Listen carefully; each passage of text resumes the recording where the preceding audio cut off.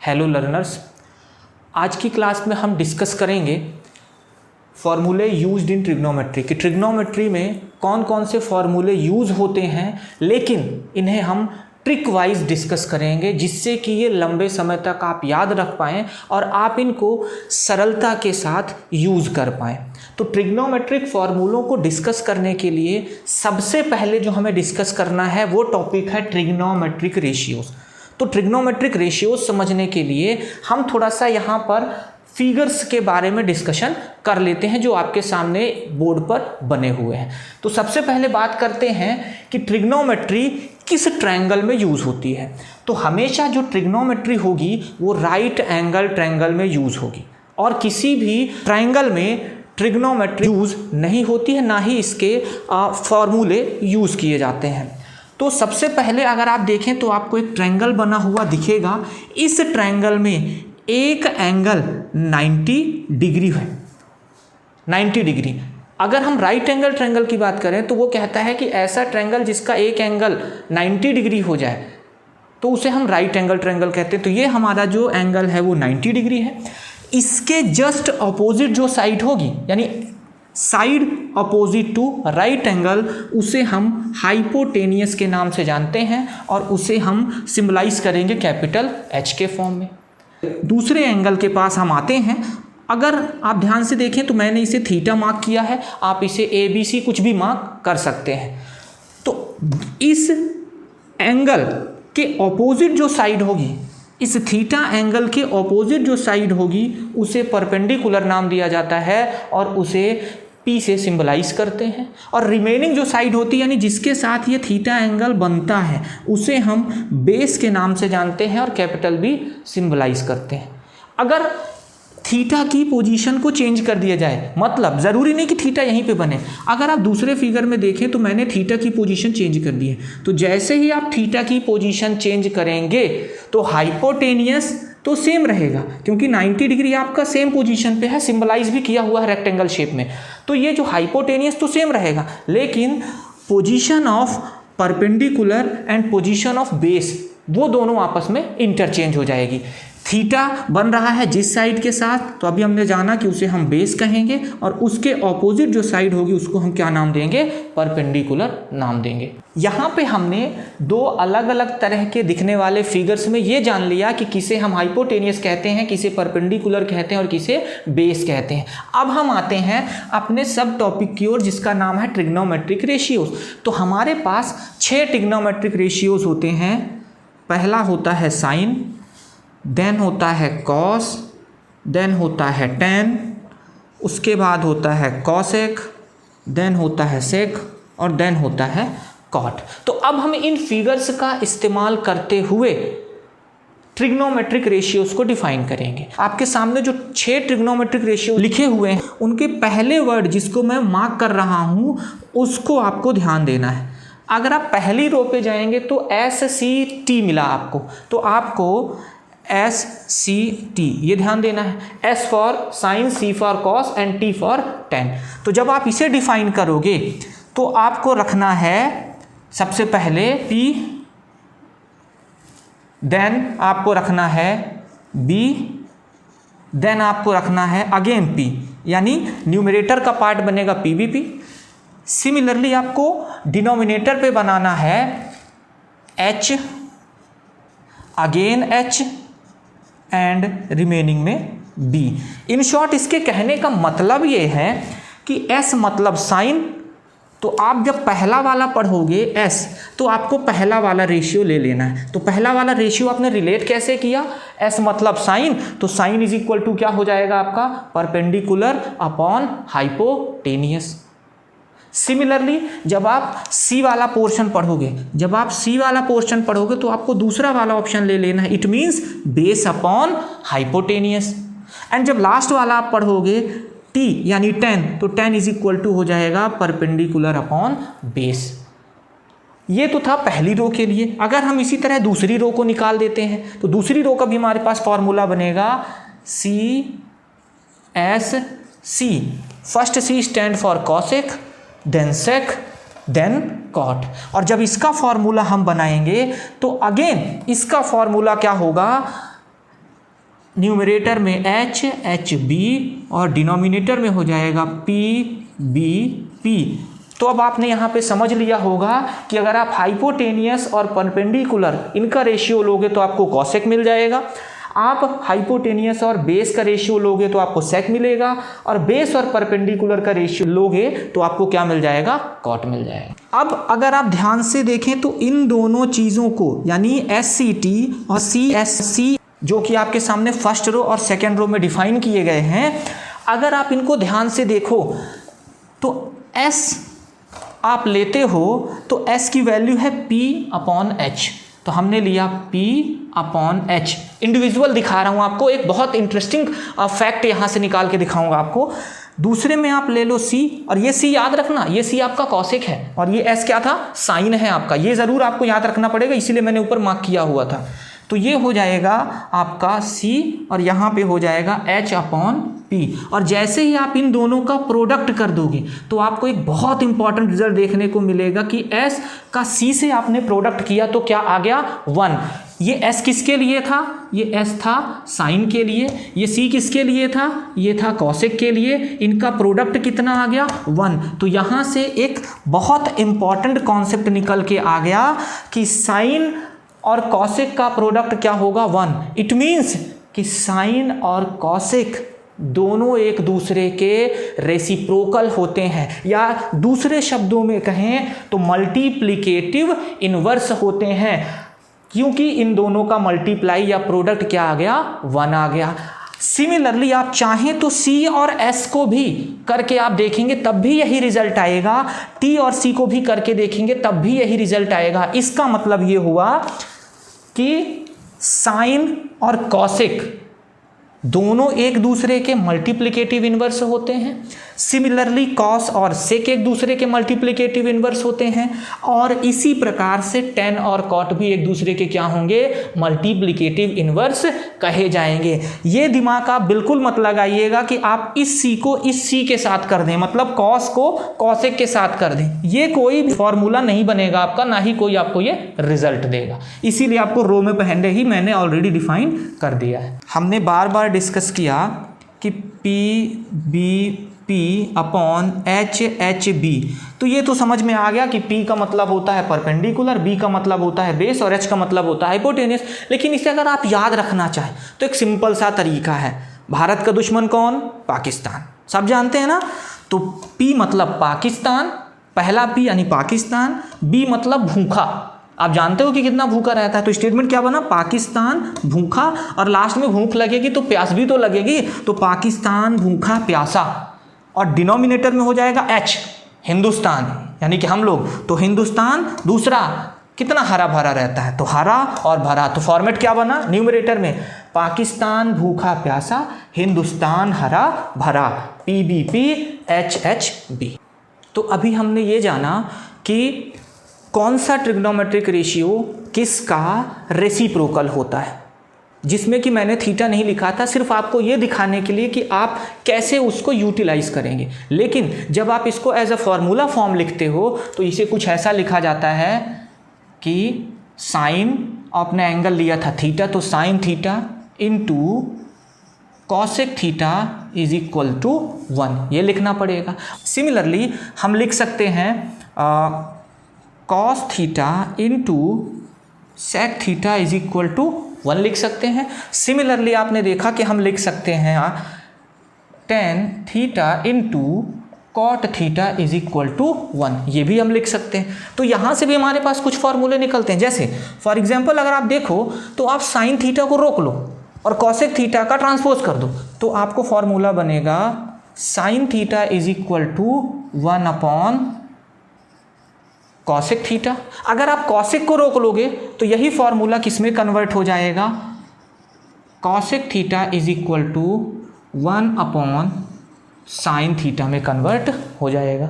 Similarly आप cos theta into sec theta is equal to 1 से, और tan theta into cot theta is equal to 1 से भी इसी तरह से फॉर्मूले निकाल सकते हैं, जो कि इस तरह से होंगे, cos theta is equal to 1 upon sec theta और sec theta is equal to 1 upon cos theta, tan theta is equal to 1 upon cot theta, और cot theta is equal to 1 upon tan theta. तो यहाँ पर reciprocal के format में क्या फॉर्मूले बनते हैं वो आपके सामने लिखे हुए हैं, साइन, कॉस और टेन के। अब हम बात करेंगे ट्रिग्नोमेट्रिक आइडेंटिटीज़ के बारे में कि ट्रिग्नोमेट्रिक आइडेंटिटीज़ को ट्रिक लगा करके हम कैसे याद रख सकते हैं। तो इसके पहले आपको पुराना वाला कॉन्सेप्ट दिमाग में रखना पड़ेगा कि जो पहली रो में मैंने एस सी टी लिखा था, दूसरी रो में मैंने क्या लिखा था, सी एस सी लिखा था। ये चीज़ आपको याद रखनी पड़ेगी। अगर आप ध्यान से देखो तो सी हमारे पास 3 बार लिखा है, यानी मेजॉरिटी किसकी है, सी की है। और आप जानते हैं कि अगर किसी ग्रुप में मेजॉरिटी हो जाती है तो वो उस ग्रुप का राजा हो जाता है। दूसरी चीज़ यहाँ पे समझिए कि ये जो पहला एस है वो साइन के लिए था, और साइन की जो कॉस होती है ना उसके साथ बहुत अच्छी बैठती है, बहुत अच्छे दोस्त होते हैं दोनों, एक दूसरे के एकदम क्लोज वाले। तो साइन ने कहा कि हम कॉस को लेकर के एक ट्रिग्नोमेट्रिक आइडेंटिटी बना लेंगे। साइन ने कहा कि हम कॉस को लेकर एक ट्रिग्नोमेट्रिक आइडेंटिटी बना लेंगे। आइडेंटिटी बनाने के लिए भी आपको 2 कंडीशन याद रखनी। पहली कंडीशन कि आइडेंटिटी जब भी बनाओगे तो जो भी ट्रिग्नोमेट्रिक रेशियो लिखा होगा उसका स्क्वायर करना पड़ेगा। और दूसरी कंडीशन 1, न्यूमेरिकल वैल्यू जो 1 है वो किसी न किसी तरह से यूज़ की जाएगी ट्रिग्नोमेट्रिक आइडेंटिटी में। चलिए साइन ने कॉस के साथ कैसे बनाया तो वो देखते हैं। तो साइन कहता है कि पहले चाहे मैं आ जाऊं या फिर कॉस आ जाए, आप इसको चेंज भी कर सकते हैं। तो हमने पीछे देखा था कि हमारा जो एंगल था वो थीटा था, तो यहाँ लिखा थीटा और यहाँ भी लिखा थीटा। साइन का किया स्क्वायर जो कि मैंने अभी बताया था आपको, सिमिलरली कॉस का किया, दोनों को ऐड कर दिया तो क्या आ गया, 1 आ गया। इसी को आप ऐसा भी लिखते हैं, कॉस का square plus sine square theta is equal to 1। ठीक है। तो जैसे ही एस और सी यानी साइन और कॉस चले गए तो अब ये जो दोनों सी बचे इन्होंने थोड़ा सा खुराफात लगाई कि यार एक सी हमारा यानी हमारी मेजॉरिटी तो कम हो गई, तो अब हम क्या करें। तो इसने कहा कि हम दोनों खुद ही एक आइडेंटिटी बना लेते हैं, हम दोनों मिलकर के खुद ही बना लेते हैं तो हमारा ग्रुप स्ट्रांग रहेगा। तो दोनों ये सी मिलकर के इन्होंने फिर से एक आइडेंटिटी बनाई, और उस आइडेंटिटी को देखिए इन्होंने कैसे बनाया, क्योंकि पहला सी जो किसके लिए था, पहला सी था कॉसेक के लिए, तो मैंने लिखा कॉसेक थीटा। जो दूसरा ये वाला सी है ये था कॉट के लिए, तो मैंने इनको अलग अलग लिख लिया। अब अगर आप ध्यान से देखो तो कॉसेक थीटा में जो नंबर ऑफ अल्फ़ाबेट हैं वो 5 हैं हमारे पास।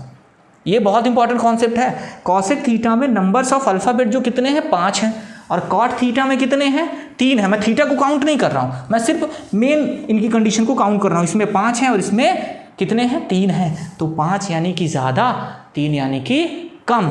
तो इनके बीच में रिलेशन बना कॉसेक स्क्वायर थीटा, यहाँ पे हो जाएगा कॉट स्क्वायर थीटा।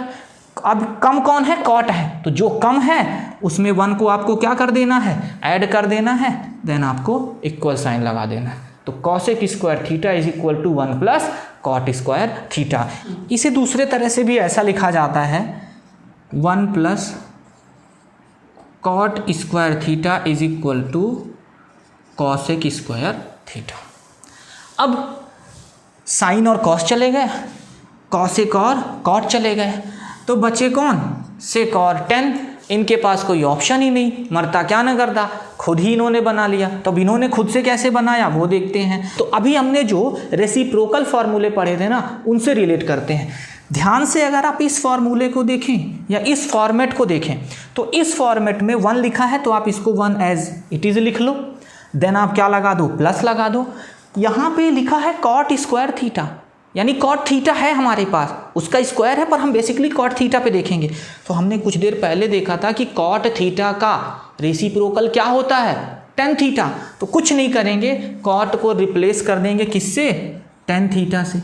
तो यहाँ हो गया 1 plus tan square theta is equal to, और जब 10 भी चला गया तो लास्ट में बचा कौन, सेक स्क्वायर थीटा। तो इस तरह से इजी वे में आप इसे मेमोराइज कर सकते हैं, लर्न कर सकते हैं। तो बेसिकली हमारे पास 3 ट्रिग्नोमेट्रिक आइडेंटिटीज होती हैं जिन्हें मैं बॉक्स में रख रहा हूं, और इन्हीं 3 ट्रिग्नोमेट्रिक आइडेंटिटीज के इर्द गिर्द आपका सारा का सारा क्वेश्चन या फिर फॉर्मूला वेरी करेगा। अभी हमने देखा कि हमारे पास ये 3 ट्रिग्नोमेट्रिक आइडेंटिटीज निकल के आई। इन ट्रिग्नोमेट्रिक आइडेंटिटीज की हेल्प से हम और भी फॉर्मूले बना सकते हैं, जो मैं आपको बना के दिखाऊंगा। ठीक है, तो सबसे पहले यहाँ पे देखिए, sine square theta plus cos square theta is equal to 1 जो ट्रिग्नोमेट्रिक आइडेंटिटीज है, इसके लेफ्ट पोर्शन में 2 हिस्से हैं, एक है साइन स्क्वायर थीटा और एक क्या है, कॉस स्क्वायर थीटा। किसी भी एक को आप रोक लीजिए, इन द सेंस मतलब कि आप क्या करिए, साइन स्क्वायर थीटा को रोक लीजिए। जैसे ही आप रोकेंगे तो कॉस स्क्वायर थीटा को 1 की तरफ यानी इक्वल टू के दूसरी तरफ ट्रांसफर कर दीजिए, तो आपको फॉर्मेट मिलेगा 1 माइनस कॉस स्क्वायर थीटा। तो पहली ट्रिग्नोमेट्रिक आइडेंटिटी से एक फॉर्मूला जनरेट हो गया। अगर आप साइन को नहीं रोकना चाहते तो कॉस को रोक लो, आपकी इच्छा है। तो कॉस को रोका तो हो जाएगा 1 माइनस साइन स्क्वायर थीटा, यानी पहली ट्रिग्नोमेट्रिक आइडेंटिटी से 2 फॉर्मूले जनरेट हो गए। टोटल कितने हो गए, 3। सिमिलरली इसी तरह से आप दूसरे वाली आइडेंटिटी से भी फॉर्मूला निकाल सकते हो, और वो क्या होगा आपका, आप देखिए, आप 1 को रोक लीजिए, लेफ्ट में 2 भाग है ना, तो आप 1 को रोक लो तो ये हो जाएगा कॉसेक स्क्वायर थीटा, ये उधर गया तो हो गया माइनस कॉट स्क्वायर थीटा। इसे इन जनरल ऐसे लिखा जाता है, cosec square theta minus cot square theta is equal to 1 हो गया। अब सपोज अभी तो आपने 1 को रोका था, अब अभी आपने 1 को रोका था, अब इस बार मैं किसको रोक लेता हूँ, कॉट को, तो हो जाएगा cot square theta is equal to 1 उधर गया तो कॉसेक स्क्वायर थीटा माइनस 1। इसी तरह से आप इसके भी फॉर्मूले निकाल सकते हैं, जो आपको खुद ट्राई करने हैं कि क्या बनेंगे। अगर आप ध्यान से देखें तो फर्स्ट आइडेंटिटी में मैंने निकाला था sine square theta is equal to 1 minus cos square theta. तो कभी कभी, हमेशा नहीं पर कभी कभी, ख्याल नहीं आना चाहिए आपको, कभी कभी ऐसा होता है कि यहाँ पे हमसे साइन थीटा की वैल्यू पूछ लेता है, तो आप इसे ऐसा भी लिख सकते हो, ये स्क्वायर है, इक्वल के दूसरी साइड जाएगा तो स्क्वायर रूट में कन्वर्ट हो जाएगा।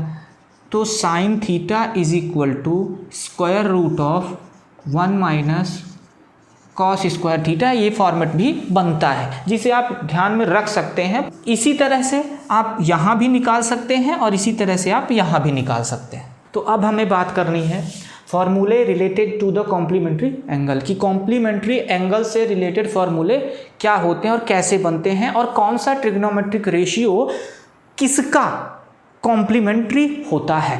ठीक है, तो अगर आप थोड़ा सा नोटिस करें तो आपके पास 6 ट्रिग्नोमेट्रिक रेशियोज़ हैं। इसमें से पहला है साइन, दूसरा है आपका कॉस, तीसरा है टेन, देन आपके पास आता है कॉसेक, देन आता है आपके पास सेक, देन आता है कॉट। हमने इसके साथ थीटा लिख लिया, यानी sine theta, cos theta, tan theta, cosec theta, sec theta और कॉट थीटा। साइन SINE लिखा जाता है, फुल फॉर्म इसका जो होता है साइन। कॉस जो है, कॉस को एक्चुअली में हम कोसाइन लिखते हैं, ध्यान रखिएगा, इसे हम कोसाइन लिखते हैं। कोसाइन, अगर आप ध्यान से देखें, साइन को हम पूरा फॉर्मेट में ऐसा लिखते हैं, तो अगर आप ध्यान से देखें इसमें भी साइन और इसमें भी साइन, यानी दोनों में कोई ना कोई रिलेशन तो है। तो उस रिलेशन के बेसिस में जब हम फॉर्मूला जनरेट करते हैं साइन 90 डिग्री माइनस थीटा, तो ध्यान से देखिए साइन का किससे रिलेशन बनेगा, कोसाइन से बनेगा, यानी कोसाइन यानी कि कॉस से। तो फॉर्मूला क्या बना, कॉस थीटा। इसी को पलट दीजिए, पलटने का इन द सेंस मतलब cos 90 degree minus theta is equal to cos का भी कौन होगा, साइन होगा, तो साइन थीटा। अब बात करते हैं टेन। तो टेन का जो फुल फॉर्म होता है वो होता है टेंजेंट, और कॉट का जो फुल फॉर्म होता है वो होता है कोटेंजेंट। और आप नोटिस करें तो टेंजेंट यहाँ भी, टेंजेंट यहाँ भी, मतलब टेन और कॉट में कोई ना कोई रिलेशन बनेगा। तो उस रिलेशन के बेस में फॉर्मूला निकल के आता है tan 90 degree minus theta is equal to cot theta, and इसी को आप ऐसा भी लिख सकते हो cot 90 degree minus theta is equal to tan theta. अब अगर हम कॉसेक के पास आए तो जो कॉसेक का साउंड होता है इसे हम लिखते हैं कोसेकेंट, और सेक को लिखते हैं सेकेंट। तो ध्यान से देखिए, यहाँ भी सेकेंट और यहाँ भी सेकेंट, यानी दोनों में कोई ना कोई रिलेशन तो है। तो जो अगला फॉर्मूला बनेगा वो हो जाएगा cosec 90 degree minus theta is equal to sec theta, और इसी को अपोजिट आप लिख सकते हैं sec 90 degree minus theta is equal to cosec theta. तो अगर आप नोटिस करें तो यहाँ से आपको इनके फॉर्मेट में फुल फॉर्म के अकॉर्डिंग आपको कुछ फॉर्मूले मिले। साइन का कॉस से बन गया, टेन का कॉट से बन गया, कॉस का सेक से बन गया, क्या बन गया, कॉम्प्लीमेंट्री एंगल के बेसिस में रिलेशन बन गया। तो यहाँ से पता चला कि साइन का कॉम्प्लीमेंट्री कौन होगा, कॉस होगा, सिमिलरली कॉस का साइन होगा, टेन का कॉट, कॉट का टेन होगा, कॉसेक का सेक, और सेक का क्या होगा, कॉसेक होगा। तो अगर हमें इन्हें लंबे समय तक याद रखना है तो बस क्या करना है, जो भी 6 ट्रिग्नोमेट्रिक रेशियोज होते हैं उनका फुल फॉर्म याद रखना है। फुल फॉर्म याद रखेंगे तो ये फॉर्मूले इजी टू लर्न और इजी टू अंडरस्टैंड हो जाएंगे। तो आज की क्लास में हमने क्या सीखा कि कैसे छोटे छोटे पॉइंट्स से हमने जो ट्रिक बनाई है उसके आधार पर ट्रिग्नोमेट्री के फाउंडेशन में यूज़ होने वाले, बेसिक्स में यूज़ होने वाले फॉर्मूलों को कैसे लंबे समय तक हम याद रखते हैं। अगर हमारी ये कोशिश आपको पसंद आई हो तो प्लीज़ हमारे वीडियो को लाइक करें, सबके साथ शेयर करें। कोई डाउट हो तो कमेंट बॉक्स पे आप उसे पूछ सकते हैं, और हाँ, चैनल को सब्सक्राइब करें। Thank you.